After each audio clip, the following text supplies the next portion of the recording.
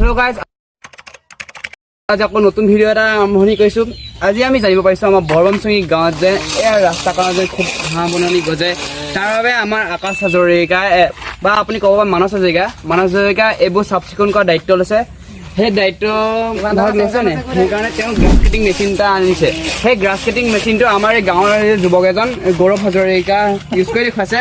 সেয়া আমি অলপমান দেখুৱাইছোঁ ইয়াৰ প্ৰয়োগটো কেনেকৈ কৰে। আপোনালোকেও খুব সস্তীয়া দামত এইদৰে আনিব পাৰে। গৌৰৱ হাজৰিকা দেখুৱাই দিয়কচোন কেনেকুৱা হয়। এইটো এনেকুৱা ইয়াৰ মানে বেলেগ বেলেগ ব্লেড পায়, আপোনালোকে নিজৰ ইচ্ছা অনুযায়ী ইউজ কৰিব পাৰে। এওঁ এতিয়া এইটো ইউজ কৰিছে বাৰু, আমি বেলেগ এটা ভিডিঅ'ত আপোনালোক দেখুৱাম কি কি ব্লেড ইউজ কৰে। সেই যন্ত্ৰবিধৰ মূল্য খুব অতি কম, আপোনালোকে খুব সস্তীয়া দামত সেইটো কিনিব পাৰিব। সেই মূল্য অকল ৩,০০০ টকা। হয় ৰাইজ, ৩,০০০ টকা হয়তো অসমৰ সকলো ঘৰতে পাব।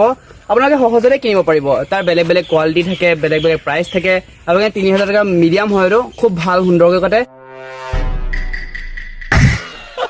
আপোনালোকে চালে ইয়াতকৈ কমতো পাব, ইয়াতকৈ বা হেৰি দৰ দাম কৰি পেলাই অলপমান সৰহ দামত পাব পাৰে, আৰু আপোনালোকে জানিছে এইটো ইলেক্ট্ৰিক হয়, মানে ইয়াত চাৰ্জ দিবলগীয়া হয়। আপোনালোকে ইয়াত দুটা বেটাৰী পাব, আপোনালোকে চাৰ্জ অলপমান দেৰি দিব লাগে। এই মেচিনটো 2 ঘণ্টা বা 1.5 ঘণ্টামান আৰামত কাম কৰি থাকিব। মাটিত এইটো লগাব লাগে, চব কাটি নিয়ে।